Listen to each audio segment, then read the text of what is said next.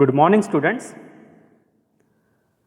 Dear students, आज हम चर्चा करेंगे सामाजिक विज्ञान कक्षा 8वीं का अध्याय 3 खनिज और शक्ति संसाधन, और यह इसका पहला भाग है। जैसे कि आपके अध्याय की शुरुआत एक कहानी से होती है। किरी सुकांत से मिलने धनबाद के निकट उसके पैतृक स्थान पर जा रही थी। किरी विशाल काले क्षेत्र को देखकर आश्चर्यचकित थी। वो कहती है, सुकांत, यह स्थान इतना काला और धूल भरा क्यों है? उसने पूछा, यह कोयला खदान के निकट होने के कारण है। क्या आप वहाँ ट्रकों को देख रही हो? ये सभी खनिज कोयले को ले जा रहे हैं। सुकांत ने उत्तर दिया। तो किरी पूछती है, खनिज क्या है? सुकांत कहता है, क्या आपने कभी नानबाई को बिस्कुट बनाते हुए देखा है? उसमें आटा, दूध, चीनी और कभी कभी अंडे को भी मिलाया जाता है। जब आप पके हुए बिस्किट खाते हैं तो क्या आप इनके अवयवों को पृथक रूप में देख सकते हैं? जिस प्रकार बिस्कुट में मिली हुई कई वस्तुओं को आप नहीं देख सकती है, उसी प्रकार इस पृथ्वी पर चट्टानों में कई पदार्थ मिले होते हैं जो खनिज कहलाते हैं। तो ये खनिज पृथ्वी की चट्टान परपटी पर सभी जगह फैले हुए हैं। तो इस तरह से किरी और सुकांत आपस में बातें करते हुए वो खनिज का अर्थ समझने की कोशिश करते हैं। तो आइए हम भी खनिज और शक्ति संसाधन के बारे में जानते हैं इस अध्याय में, और इस अध्याय में हम चर्चा करेंगे खनिज क्या है, खनिजों की निर्मिति कैसे होती है। खनिजों के प्रकार दो होते हैं, धात्विक और अधात्विक। इनको विस्तृत रूप से पढ़ेंगे। खनिजों का निष्कर्षण मतलब वो जमीन के अंदर होते हैं तो उसका हम निकालते कैसे। खनिजों का वितरण कहाँ कहाँ हुआ है, इसके बारे में हम चर्चा करेंगे। सबसे पहले हम खनिज का अर्थ समझने की कोशिश करते हैं। तो खनिज का मतलब होता है प्राकृतिक रूप से जो किसी ने बनाया नहीं है, वो प्रकृति में अपने आप ही वह निर्माण होता है। प्राकृतिक रूप से प्राप्त होने वाला पदार्थ और उसमें रासायनिक संगठन होता है तो उसको हम खनिज कहेंगे। और खनिज सभी जगहों पर समान रूप से वितरित नहीं है। कई जगह ज़्यादा होते हैं, कई जगह कम होते हैं। विशिष्ट जगह पर विशिष्ट प्रकार के ही खनिज पाए जाते हैं, किसी जगह कुछ नहीं मिलता।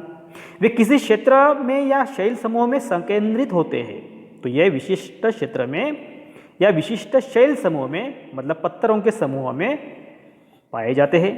कुछ खनिज ऐसे क्षेत्रों में पाए जाते हैं जो आसानी से अभिगम्य नहीं है।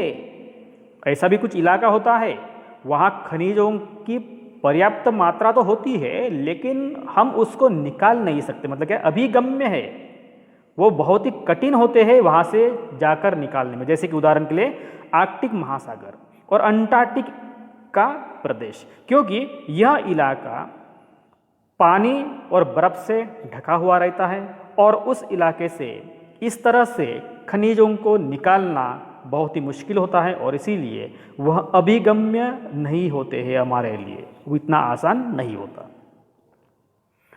दूसरी बात करते हैं कि शैल खनिज अवयवों के अनिश्चित संगठन वाले या एक से अधिक खनिजों का एक समूह होता है। यह शैल खनिज का अर्थ हो गया।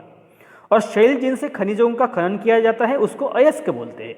तो ये सभी चित्रों में दिखाया गया है, ये वास्तव में अयस्क ही है, क्योंकि ये मूल रूप से प्राप्त हुए हैं। जब हम इनको प्रक्रिया के द्वारा इसको हम अवांछनीय वस्तु अलग करेंगे और जो धातु होता है उसको अलग करेंगे, तभी हमको वो धातु मिल जाता है। यद्यपि 2800 से अधिक खनिजों की पहचान तो की गई है, लेकिन जिनमें से केवल लगभग 100 अयस्क खनिज ही आज भी समझे जाते हैं। तो 2800 से भी अधिक खनिज है, लेकिन उनमें से केवल 100 अयस्क खनिज हम समझ लेते हैं। तो खनिजों की निर्मिति कैसी होती है? क्योंकि खनिज जब होते प्राकृतिक रूप से तब निर्माण तो होते हैं, लेकिन उसकी भी एक प्रक्रिया होती है। जैसे कि खनिज विभिन्न प्रकार के भूवैज्ञानिक परिवेश में अलग अलग दशाओं में निर्मित होते हैं, ये पहली बात है। और प्राकृतिक वे बिना किसी मानवीय हस्तक्षेप के प्राकृतिक प्रक्रियाओं द्वारा निर्मित होते हैं। इनको कोई इंसान नहीं बनाता या कोई वस्तु या कोई चीज़ नहीं बनाती है, ये अपने आप ही प्राकृतिक प्रक्रियाओं के द्वारा बन जाते हैं। वे अपने भौतिक गुण जैसे रंग होते हैं, उनको रंग होता है, घनत्व होते हैं, उनमें कठोरता होती है, रासायनिक गुण होते हैं और विलेयता होती है। उनमें विलेयता में फ्लेक्सिबिलिटी भी होती है, जो जैसे कि हम तार होते हैं, तार को हम झुका सकते हैं, तो इस तरह के आधार पर हम उसको पहचान सकते हैं। तो ये हो गई खनिजों की निर्मिति। और आप इस चित्र के माध्यम से समझ सकते हैं, जैसे कि यहाँ एक मैग्मा दिखाया गया है। जब मैग्मा पृथ्वी के ऊपर से ऐसा निकल जाता है तो यहाँ उसका स्तर जम जाता है, और यह स्तर मतलब इग्नियस रॉक होता है। जब इग्नियस रॉक हवा, पानी, धूप की वजह से इसके कुछ टुकड़े टुकड़े हो जाते हैं, तो इसके भी कुछ पार्टिकल बन जाते हैं और ये लेयर टू लेयर बन जाते हैं, जिसको हम मेटामॉर्फिक रॉक बनते हैं। बाद में वही कुछ टुकड़े हो जाते हैं जो सेडिमेंट्री रॉक में टर्न हो जाते हैं। तो इस तरह से इन्हीं खनिजों में, इन्हीं शैलों में खनिजों की निर्मिति हो जाती है। अगला मुद्दा है खनिजों के प्रकार क्या होते हैं। तो पृथ्वी पर 3000 से अधिक विभिन्न खनिज पाए जाते हैं, 3000 से अधिक। और उनकी अगर संरचना के आधार पर हम देखेंगे तो धात्विक और अधात्विक खनिजों में इनको हम वर्गीकृत कर सकते हैं। तो ये खनिज है, खनिज धात्विक और अधात्विक। धात्विक को भी हम दो पार्ट में विभाजित कर सकते हैं, जैसे कि लोह और अलोह, जिसको ये धात्विक मेटालिक, अधात्विक नॉन मेटालिक। धात्विक के दो प्रकार, लोह मतलब फेरस टाइप और अलोह मतलब नॉन फेरस टाइप। तो इस प्रकार हम खनिजों का वर्गीकरण कर सकते हैं। आइए एक एक करके हम देखें। सबसे पहले बात करते हैं कि धात्विक खनिज किसे कहते हैं। खनिजों में धातु कच्चे रूप में होता है, तो ऐसे चीजों को हम धात्विक खनिज कहेंगे। ये धातु है, कठोर पदार्थ है जो ऊष्मा और विद्युत को सुचालित करते हैं। जैसे कि हम इलेक्ट्रिक बिजली के लिए इस्तेमाल करते हैं, जो तारों का इस्तेमाल करते हैं, तो ये इन्हीं धातुओं से बने हुए होते हैं। और इन जिनमें द्युति या चमक की विशेषता होती है, क्योंकि जैसे ही हम उसको इलेक्ट्रिकली इस्तेमाल करते हैं तो उनमें से विद्युत धारा बहने लगती है। उदाहरण के लिए हम देखते हैं कि लोह अयस्क है, ये धात्विक है, बॉक्साइट है, मैंगनीज अयस्क है। तो इस प्रकार के जो चीजें होती है वो धात्विक खनिज में गिनी जाती है। लोह और अलोह खनिज में क्या फर्क होता है। लोह खनिजों में सिंपल बात है कि लोह अयस्क, मैंगनीज, क्रोमाइट, इनमें लोहा होता है और इसीलिए हम इसको लोह खनिज बोलेंगे। लेकिन अलोह में इनमें लोहा नहीं होता, लेकिन वो धातु होते हैं, जैसे कि सोना, चांदी, तांबा, सीसा। इस प्रकार के लोह और अलोह में फर्क होता है। तो समझ में आया कि खनिज ऐसे खनिज होते हैं कि जिनमें लोहा होता है तो लोह अयस्क या लोह खनिज हो गए, जिसमें लोहा नहीं होता है तो वो अलोह खनिज हम कहेंगे। तो इस तरह से उसमें दो डिफरेंस पाए जाते हैं। तो आप इसमें देख सकते हैं ये नॉन फेरस मेटल्स होते हैं, ये फेरस मेटल्स होते हैं।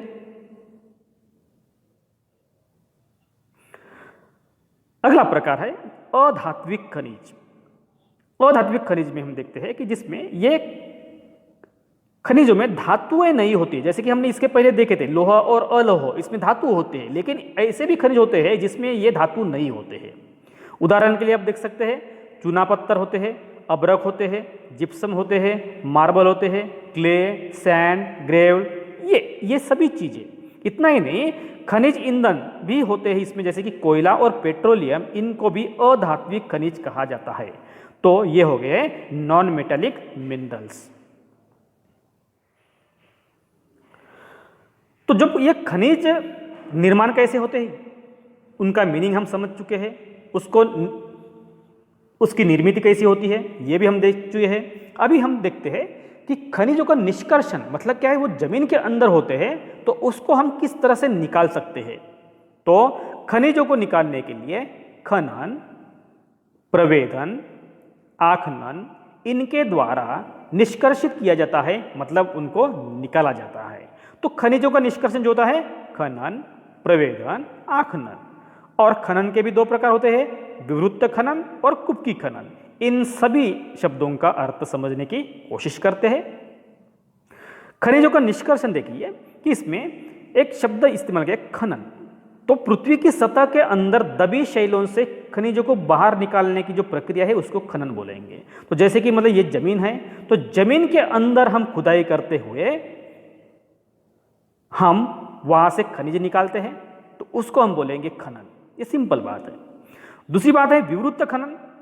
खनिज जो कम गहराई में स्थित है, उनकी गहराई जो होती है वो कम होती है, वो मतलब क्या है, जमीन के इतने अंदर दबे हुए नहीं होते हैं, वे पृष्ठीय स्तर को हटाकर हम उसको निकालते हैं, तो उसको हम बोलेंगे विवृत्त खनन। तो विवृत्त खनन जनरली सरफेस पर मतलब ऐसा चौड़ा इलाका तय किया जाता है और वहां से निकाला जाता है। तीसरा शब्द है यहाँ कुपक। कुपक मतलब जैसे कि बोरवेल जैसे हम बोलते हैं। तो गहन वेदन जो होता है, बहुत ही अंदर जमीन के अंदर होते हैं, उनको कुपक कहते हैं। और अधिक गहराई में जो स्थित खनिज होते हैं उनको निकालने के लिए, उनके निक्षेपों तक पहुंचने के लिए हम जो जिस प्रक्रिया से निकालते हैं उन खनिजों को, तो उसको हम बोलेंगे कुपकी खनन। जैसे कि बोरवेल हम डालते हैं सीधे जमीन के अंदर, तो इस प्रकार से हम जमीन के अंदर इस प्रकार से हम डालते हैं, तो उसको हम बोलेंगे कुपकी खनन। जैसे कि हम जमीन के अंदर से पेट्रोलियम पदार्थ निकालते हैं, ऑयल निकालते हैं, तो ये कुपकी खनन के द्वारा ही निकाला जाता है। जैसे कि इस चित्र में देख रहे हैं कि तेल का प्रवेदन कर रहे हैं, तो ये मशीन होती है, ये मशीन जमीन के अंदर जाकर जो तेल का निक्षेप है उसको ऊपर खींच लेती है। आपके लिए कुछ क्यूरियोसिटी क्वेश्चन दिया गया है कि स्विट्जरलैंड में कोई ज्ञात खनिज निक्षेप नहीं है और हरा हीरा एक दुर्लभ हीरा है और विश्व की प्राचीनतम शैलें पश्चिम ऑस्ट्रेलिया में है। वे 430 करोड़ वर्ष पूर्व बने, पृथ्वी के निर्माण के मात्र 30 करोड़ वर्ष पश्चात। तो ये कुछ ऐसी एडिशनल जानकारी हो गई है आपके लिए।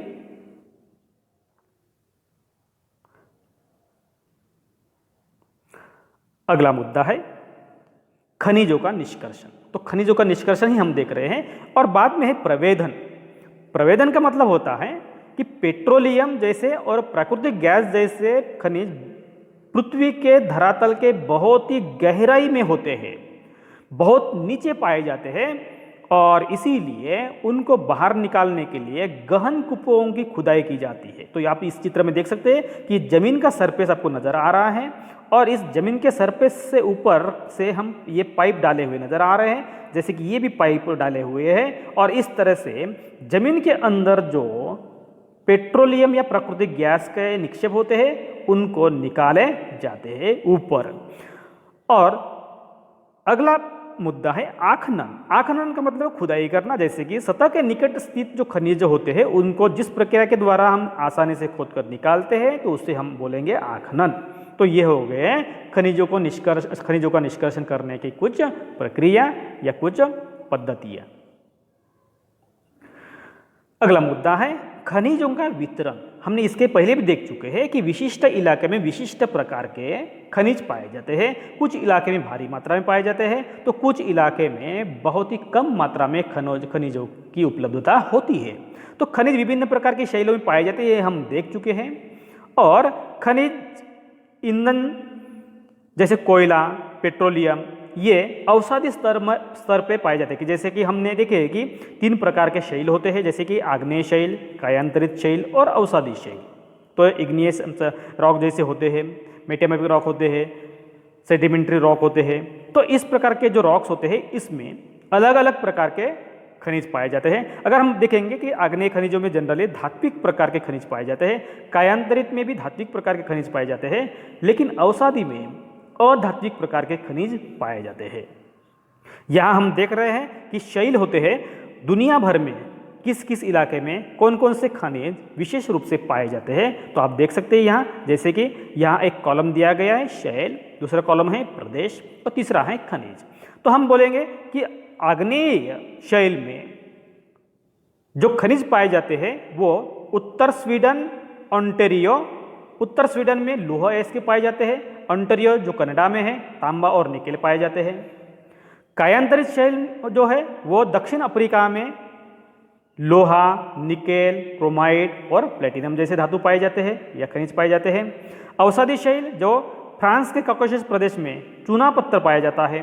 जॉर्जिया और यूक्रेन में मैंगनीज पाया जाता है। अल्जीरिया में फॉस्फेट पाया जाता है। तो इस तरह से दुनिया भर में विभिन्न प्रकार के शैलों में विभिन्न प्रकार के खनिज पाए जाते हैं। तो इसकी हम जानकारी ले चुके हैं।